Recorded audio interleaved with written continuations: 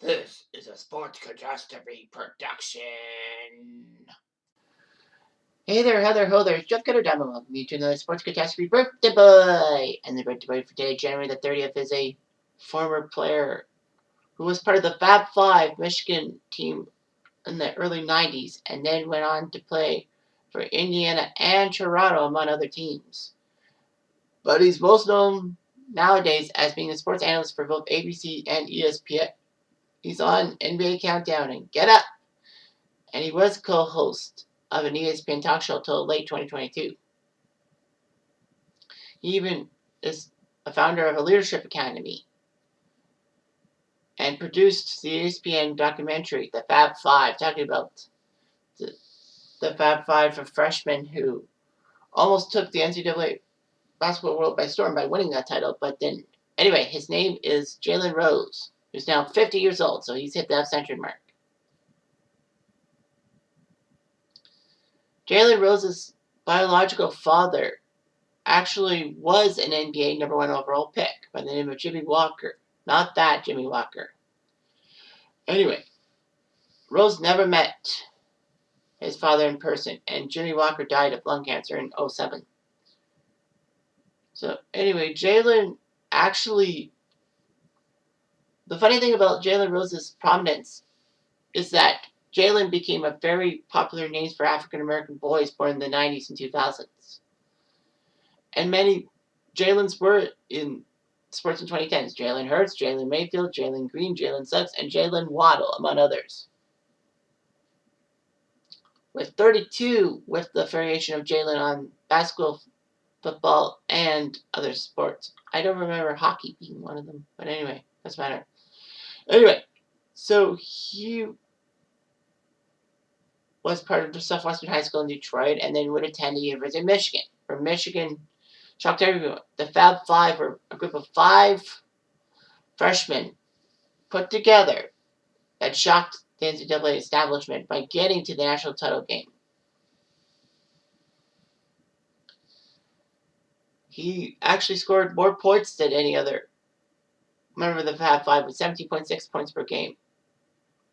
He was the most outspoken of the Fab Five. He was actually the leader, if you will. And he did pretty well for himself. Of course, the Fab Five also talks about Chris Webber, Juwan Howard, Jimmy King, and Ray Jackson. Rose and Webber are basically the 2 guys you talk about with long NBA careers. Although Juwan Howard had a prominent career in the NBA as well, Jimmy King and Ray Jackson, not so much. Regardless, Michigan went to back-to-back finals in 92 and 93, losing out to Duke and North Carolina, respectively.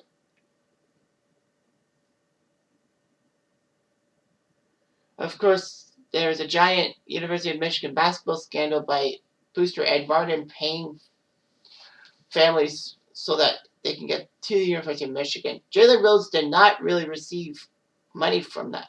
He did receive some money, but it wasn't large amounts of money. Regardless, and he spent 3 years with Michigan and skipped his senior season. So he went to Denver in the 94 NBA draft, picked 13th overall. And people would probably be like, do you think that other teams made a mistake by not getting Jalen Rose? To that I say, well, Philly spent one on Sharon Wright. They needed like a power forward or center. It wasn't that bad. The Clippers took Lamont Murray, which was a giant mistake. Sacramento took Brian Grant. Seattle took Carlos Rogers, soon to be a Toronto Raptor. But anyway, he did okay. So for 2 years he played for Denver. And then he was traded to Indy for Mark Jackson and a first-round pick. So that was huge how the Pacers would trade Mark Jackson for this guy. He wasn't really accepted early on.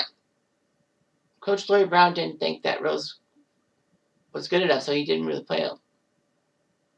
Rose was upset that he was used as a backup. But once Larry Bird became coach of the Pacers, Bird was like, he could do it. So he was effective at small forward. And he did it. He got the Pacers to 3 straight conference finals appearances. and helped them win the 2000 Eastern Conference to go to the NBA Finals against the Lakers. Although the Lakers would take care of the Pacers in 6 games, it took 6 games. He still did good. He even won Most Improved Player of the Year.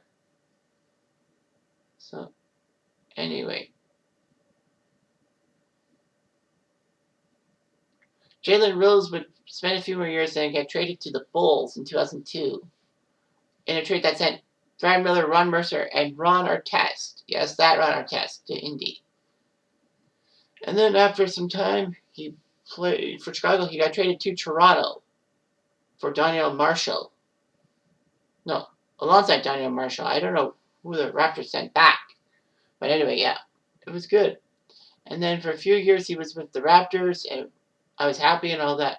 But then he was traded alongside a first-round pick to the New York Knicks for Antonio Davis. Toronto wanted the magic of Antonio Davis back. And of course, this was to free up cap space. And the Raptors needed a center who could help Chris Bosh out. So after half a year, he signed with the Suns and retired after the 2007 season. His first big move with the media and broadcasting was that he was a sideline reporter for the 2006 NBA playoffs for TNT. Then ABC/ESPN hired him as an analyst and then the host of NBA Countdown. So anyway, he produced the ESPN documentary The Fab Five about the Michigan freshman and, of course, the scandal and all that.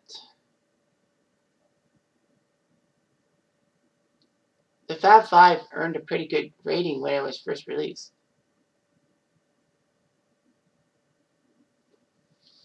He co-hosts Jalen and Jacobian, a sports radio show on ESPN Radio till late 2022.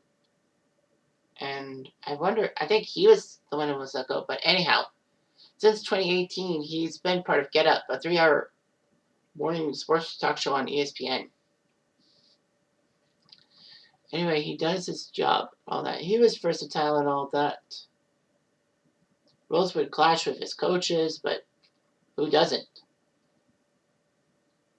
Anyway, in the regular season, he played 923 games, 14.3 points per game, 3.8 assists, 3.5 rebounds.